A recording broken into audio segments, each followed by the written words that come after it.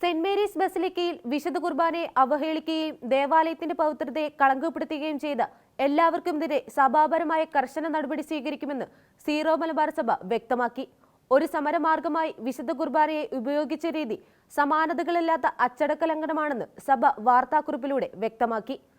പരിശുദ്ധ സിംഹാസനത്തിന്റെ അംഗീകാരത്തോടെ നിശ്ചയിക്കപ്പെട്ട ഏകീകൃത കുർബാന അർപ്പണ രീതിക്കെതിരെ ഏതാനും വൈദികരും അൽമായരും ചേർന്ന് നടത്തിയ നീതീകരിക്കാനാവാത്ത സംഭവങ്ങളിൽ സഭ ഒന്നാകെ അതീവ ദുഃഖത്തിലാണെന്നും വാർത്താക്കുറിപ്പിൽ ചൂണ്ടിക്കാട്ടുന്നു.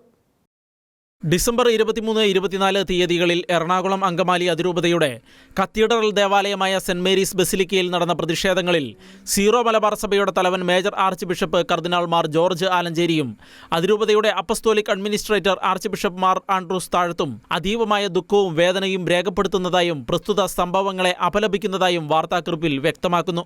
ദേവാലയ വിശുദ്ധിയുടെയും കൗദാശികമായ പാവനതയുടെയും സഭാപരമായ അച്ചടക്കത്തിന്റെയും സകല അതിർവരമ്പുകളും ലംഘിച്ച സംഭവങ്ങളാണ് ബസിലിക്ക ദേവാലയത്തിനകത്ത് ഡിസംബർ 23-24 തീയതികളിൽ നടന്നത്. ഒരു സമരമാർഗമായി വിശുദ്ധ കുർബാനയെ ഉപയോഗിച്ച രീതി സമാനതകളില്ലാത്ത അച്ചടക്ക ലംഘനമാണ്. പ്രസ്തുത സംഭവവുമായി ബന്ധപ്പെട്ട് വിശുദ്ധ കുർബാനയെ അവഹേളിക്കുകയും ദേവാലയത്തിന്റെ പവിത്രതയെ കളങ്കപ്പെടുത്തുകയും ചെയ്ത എല്ലാവർക്കുമെതിരെ സഭാപരമായ കർശന നടപടി സ്വീകരിക്കുന്നതാണ്.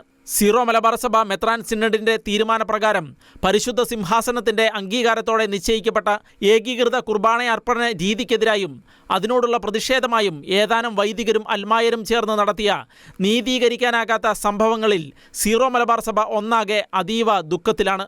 ഏകീകൃത കുർബാന അർപ്പണവുമായി ബന്ധപ്പെട്ട സമരമാർഗങ്ങളിൽ നിന്ന് ഇതിന് നേതൃത്വം കൊടുക്കുന്ന വൈദികരും അൽമായരും പിന്മാറണമെന്നും സഭാപരമായ അച്ചടക്കം പാലിക്കണമെന്നും വാർത്താക്കുറിപ്പിൽ അഭ്യർത്ഥിച്ചിട്ടുണ്ട്.